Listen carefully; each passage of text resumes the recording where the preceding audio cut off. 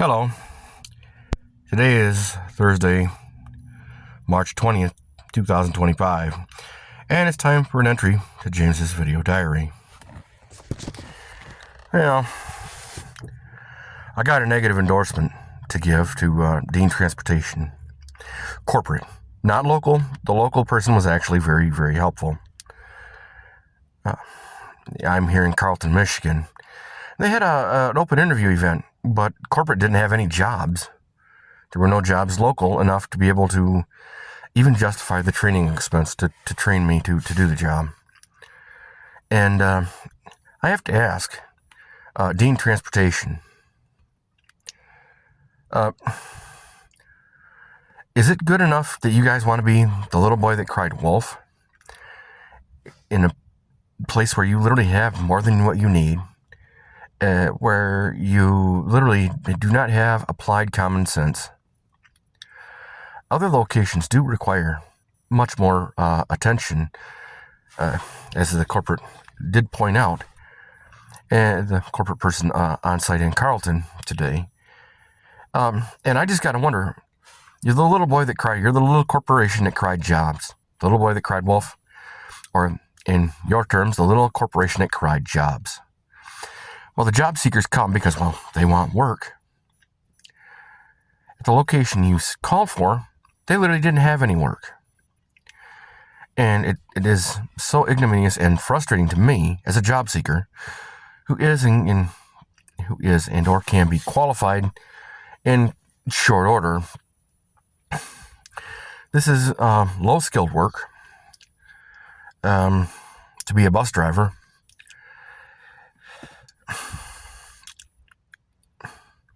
Instead of having a corporate event where you literally have you don't have a job to offer me, as a job seeker who's qualified, who can and will exceed your expectations to the point of exceeding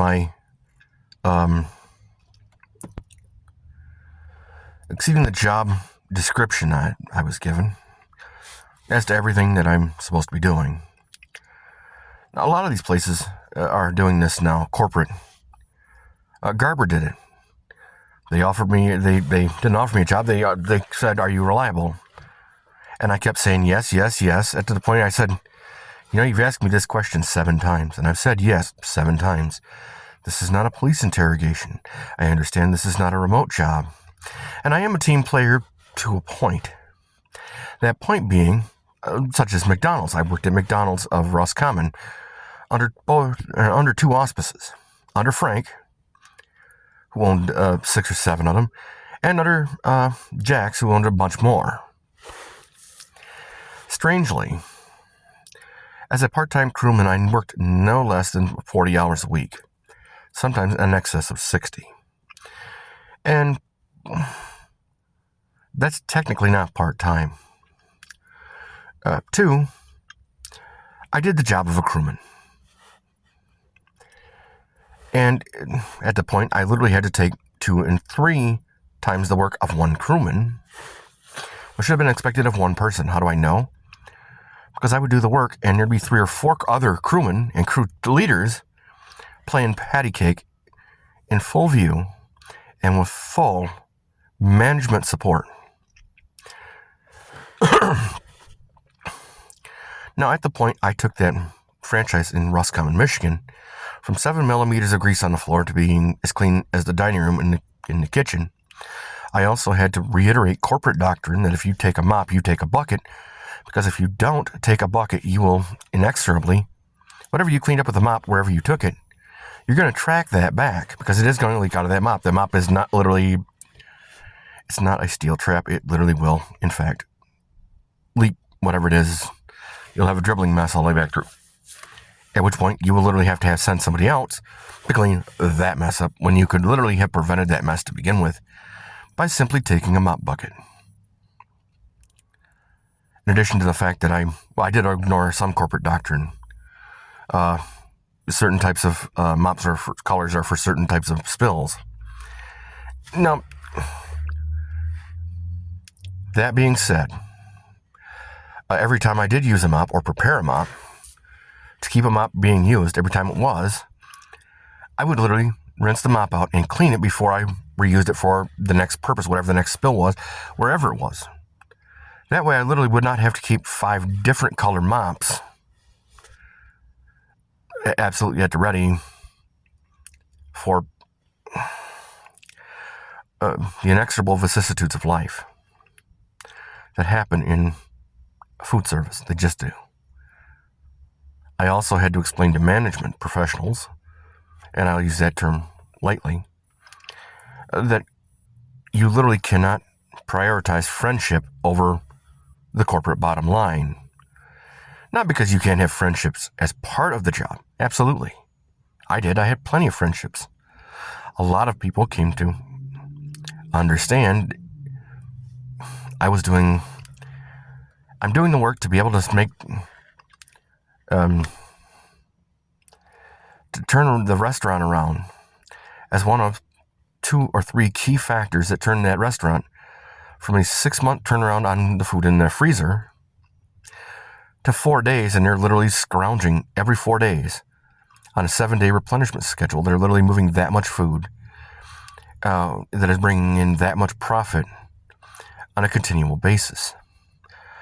And I help train management to make the cleanliness step up to make the garbage can. In the summer, it stinks. If you're hungry and smelling rotten garbage, you're probably not going to be hungry anymore. You will drive off in a restaurant like that. Well, I instituted the policy for myself that I would go out once every 2-3 days, maybe a week, depending on how bad the garbage was and how much garbage was in it, that I would empty the garbage and put one of our laundry pods in it, some of our laundry soap, in hot water. And I would slosh it around with the lid off, or open at least, to make that smell of that fresh laundry soap, that hot, fresh laundry soap, that fresh laundry, along with cleaning around the edges of the building where it just was kind of really nasty. That way, if you go into the drive-thru, you go, I'm already hungry. Oh, God, it's smelling. Hey, can I up my order? Hey, because I got changed from last time I was here. I can upgrade. Can I get my order? Can I get more fries? Can I get a bigger drink? Can I get more McCafe? Absolutely. The service team, without missing a beat, would say absolutely. And they would collect the money and the material would leave. It was at the point that I literally couldn't use my board, the order board, to tell me what I'm supposed to be cooking. I literally clear it almost immediately and run on the table. Use the table as my board. That way, instead of just standing at the grill all day, I'd be running the fryer, the grill, doing dishes, cleaning cleaning and restocking between order rushes, so that the next order rush would go just as smooth as the last one did, so that we could get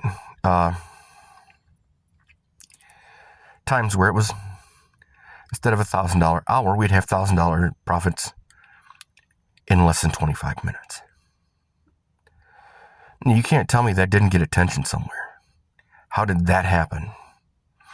And some of it was, yes, opening other portals for order and serving of food, but it also was people coming through. It is clean. You can ask the guy a question about the food, but if you have a strange question or a vicissitude about the nature of the work or life in general, even the lowest human can do it, which is what I was.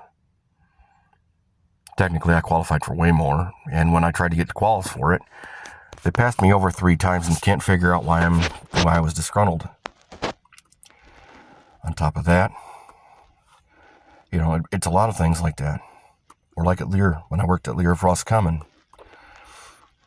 It was great when I was qualifying for all these materials and I would use somebody else's, the qualified person's situation, even though they knew I'd qualify. But because Dana Mullins, the head of training, did not want to fill out the paperwork, I couldn't get the quals. I was trusted to train and instruct and solve problems for people who literally were certified to do this job and to work with life-altering chemicals. It happens a lot. It happens a lot in my social life too, in my sexual life. I'm not going to give a woman the power to have the control of having children and have that kind of power in my life when they literally can't make a phone call, when they literally cannot follow simple, non-destructive instructions. If you cannot do the simple things well, you literally will not do the complex things well. It follows through. You can look at the highest performers on planet Earth, like I do, the U.S. Navy SEALs. I've been trained by a lot of former SEALs. I have been trained by a lot of former Rangers, a couple of Force Recon guys from the Marines, and one really nutty Seabee, U.S. Naval Seabee. He was in the reserve. And although I don't have all those friendships now, they've passed the vicissitudes of time, the lessons that they've stuck with me, the journeyman electricians and plumbers and pipe fitters that I've worked with over years through various jobs. I'm not certified in any of these things, but I literally know the old school method, and I can also explain in detail the method, the reason, and in fact why the diagnostic procedure that will literally almost take the computer out of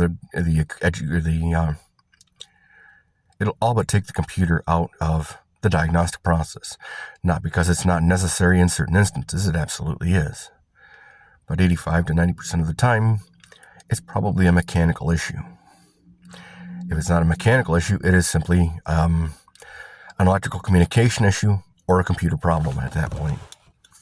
And that's with assembly lines, like at Sara Lee Bakery in Traverse City. They say, well, it's like it's not sensing it. Well, what does that mean? It means that the electromagnet in that little sensor is either worn out or the little brass tab that kept it together is broken, which the test for that is ignominiously simple. You don't run the same test over and over and over and over and over and over and get the same result and go, I don't get it. You run a test, you go, okay, so A plus B equals what? Really? For diagnostic, it's really A plus B equals what? For industrial machines, they will talk to you. They will literally tell you if there's something wrong. You will literally grab a shaft and it'll bounce around. Okay, well, if the shaft is bouncing around and it's not supposed to, it's supposed to be mounted solid, a bushing is shot. Bolts are broken or a bushing is shot, which is inexorably causing the chain to skip and wear out the gear teeth. Same thing with a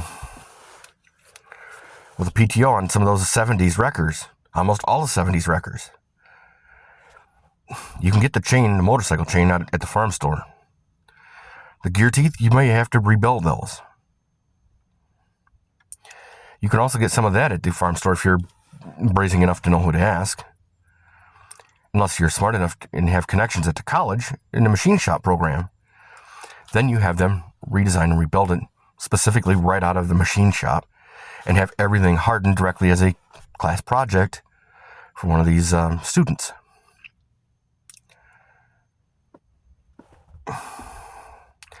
In the automotive industry, God help me, I did make mistakes and I overmarketed myself and I got hit for it. But a lot of the people I see now in management haven't been hit for their mistakes. They're not properly disciplined enough to understand the concept of how the mechanic of the job works. Corporate doesn't understand that corporate level people aren't the pay point. That's not where the money comes from. The money comes from the bottom. If you literally cannot get a stable enough base and big enough base, your corporation is not going to be very big. It's going to lose people. Because it literally cannot sustain a higher member of the pyramid than the base. The base has to be bigger and stronger than the middle and top, or you won't succeed. You will fail. You will negatively succeed. I negatively succeed a lot.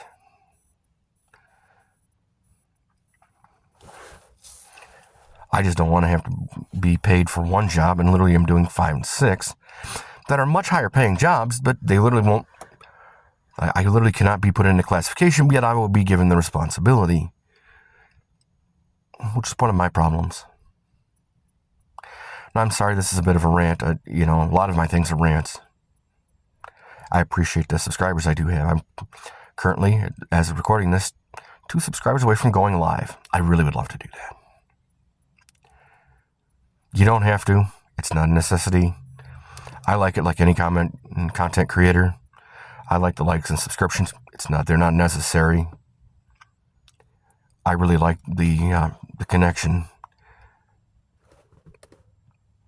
in the comments and content that helps me build forward, helps and sustains building my support system in a way that is conducive to me positively succeeding and not having negative success simply because, well, I don't want to do my job, I don't want to do this, I only want to do it my way because I'm afraid I'll cry for a couple of days if I get hurt.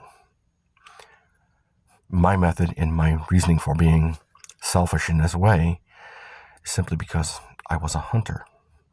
I was trained on how to disassemble animals for food.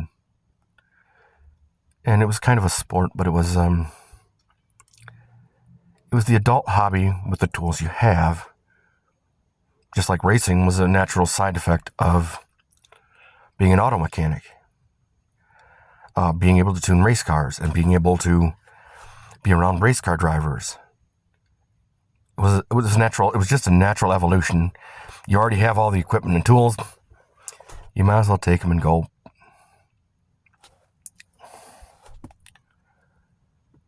Most people think of the bars and think of drinking. I don't drink at a bar. I generally don't have the funding to do such things, nor do I want to risk the qualifications I've had to work for. So if I go to the bar, I'm probably not going to drink. I'm going to drink pop. Besides, if I do karaoke, I sound better if I don't drink.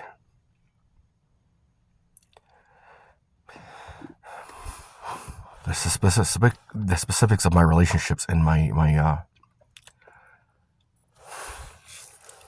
love and sex thing, I don't want to turn you into this lover into a piece mate where it incentivizes disassembling and canceling someone's subscription to life because of the severe ignominious stupidity. That's why I walk away. That's how I negatively succeed, because I don't want to make the worst nightmares of my life the instructional dreams that told me how to take apart my entire family. My daughter, her mother, innocent collateral people that did nothing wrong to me. They were in the path of the tornado. I don't want to go down that road. I will negatively succeed. I will lose success. I will lose sex. I have lost sex. I have literally told women, fuck no, not the way you're doing it. I will not get caught in the combine that you're completely doing, because you will incentivize the violence carnival beginning. Then you will play victim of the violence carnival, not saying that, well,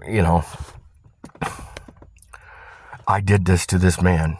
I literally agreed to something that I literally would not do.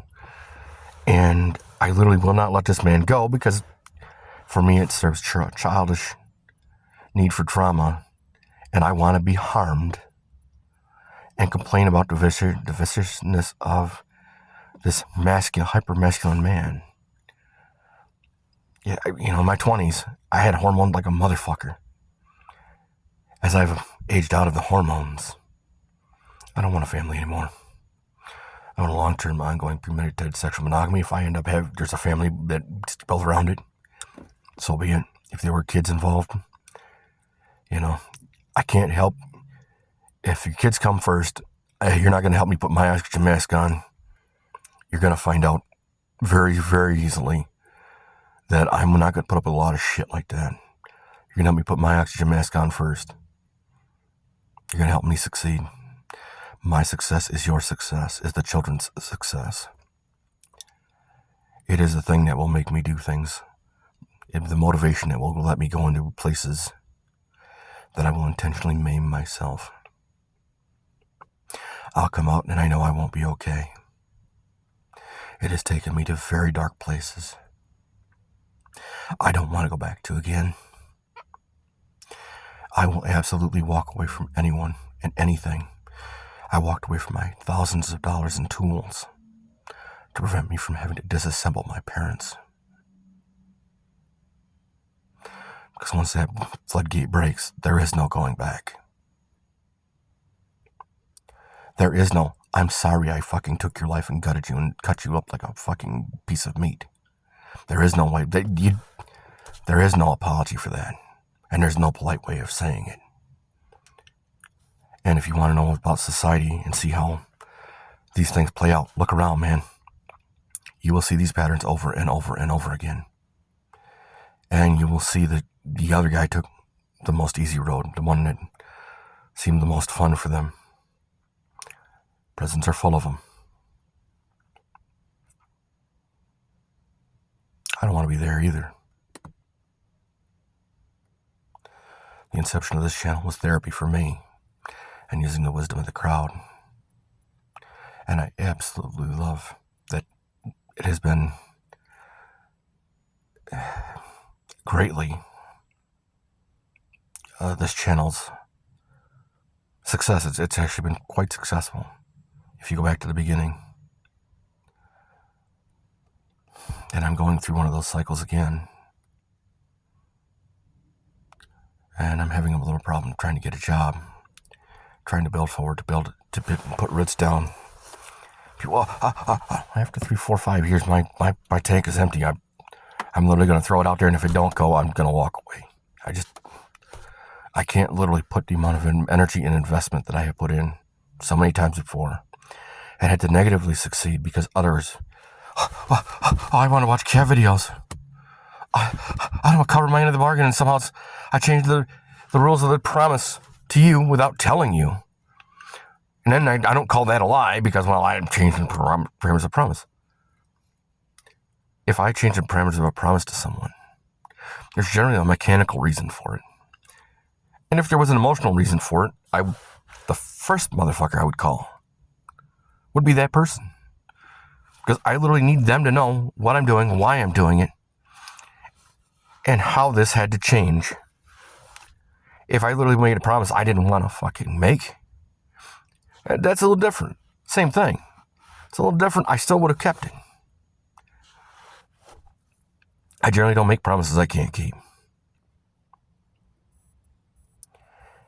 Last one I had an issue with was that was my issue, was to Neil of Lear. He was a weld tech, and I said I would help him do his struts on his car. Well, I broke my wrist in a car wreck.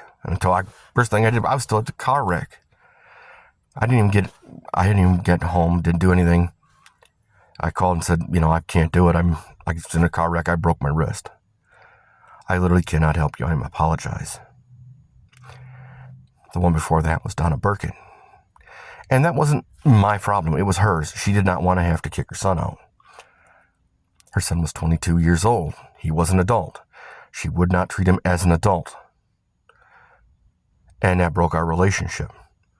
Because if you're literally not going to back me, if you're going to be my lover, you're going to back me 100%.